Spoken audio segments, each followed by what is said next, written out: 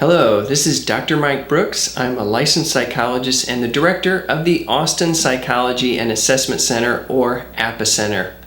Today's video blog topic is texting and driving. Why do so many people still do it? The holidays are upon us here. We're at the end of 2012 and people are making lots of travel plans and shopping, and sometimes we're running late for things and we're trying to coordinate shopping efforts, and there's a temptation to text our significant other or our friends to let them know we're running late. And that's in light of, there are many laws restricting texting and driving in many states now. It's severely limited, if not banned altogether, and I think eventually all states it'll be banned.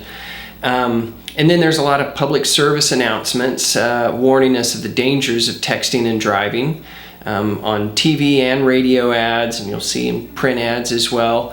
And then also there's a lot of articles you might have seen in the news media about research results on how much more dangerous it is to text and drive.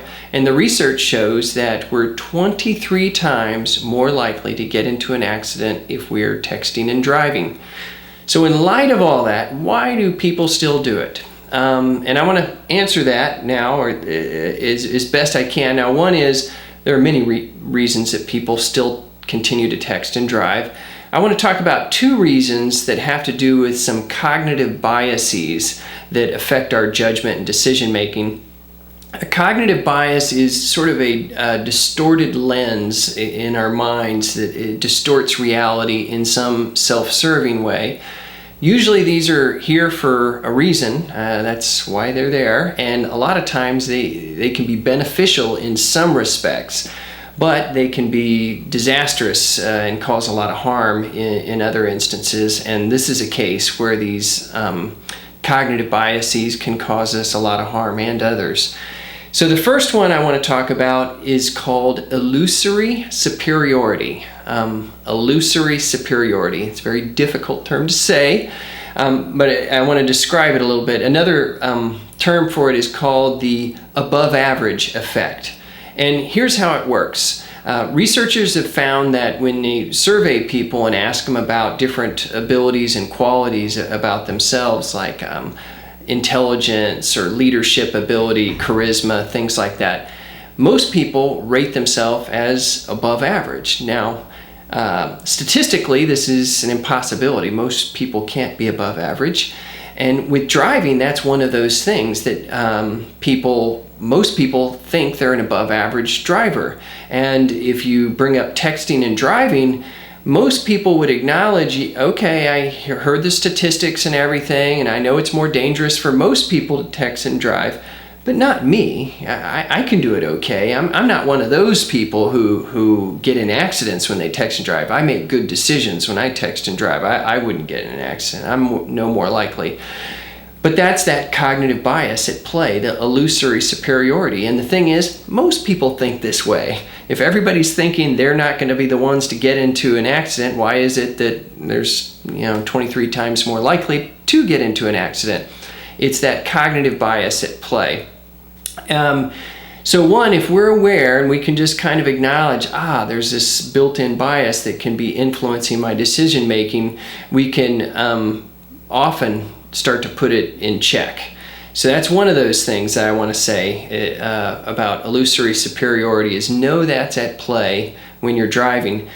The other one is that people have, it's sort of statistically, you might call it a base rate error, a sampling error, is that when we're driving and texting, if we do that, most of the times we aren't going to get into an accident.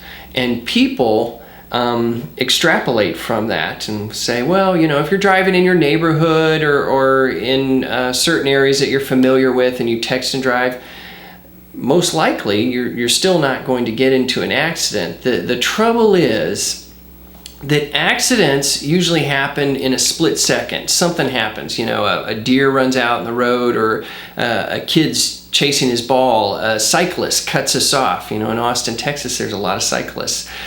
Someone suddenly brakes, maybe a tire blew out and the car in front of them, they have to brake suddenly.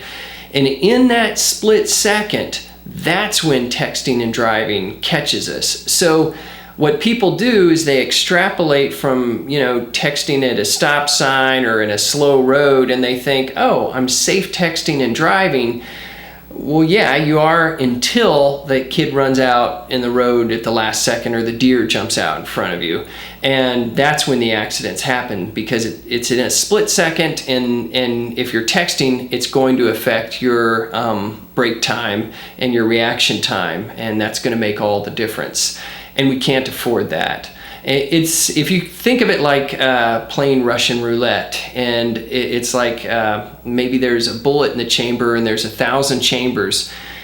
If you keep spinning it, statistically, eventually you're gonna come to the bullet. And that's what texting and driving's like. It's like the chamber's loaded and there's a bullet in there, and maybe there's a lot of chances, but eventually, if you keep it up, it's gonna come up and cost you and or the people around you. So I'd encourage all of you in this holiday season to drive safely and to refrain from texting and driving. Know that there are these cognitive biases that affect us, and we only get one chance in this world, and we don't want to blow it with making a poor decision like that, because our lives can change in an instant, or we can change the lives of others in an instant by making a mistake like this. So you want to be safe, you want to keep others safe. That's what matters most in this holiday season anyway. So be mindful of these cognitive biases and make a pledge to yourself that you will refrain from texting and driving. You can always pull into a parking lot or something like that if it's that important. You can stop somewhere and then make the call or text. Again, this is Dr. Mike Brooks, licensed psychologist, director of the Austin Psychology and Assessment Center, or ApaCenter. Please visit our website at www.apacenter.com. One too many W's there. And we have a lot more blog articles and video blogs for you to read. And thanks so much for joining me today, and I look forward to seeing you again soon.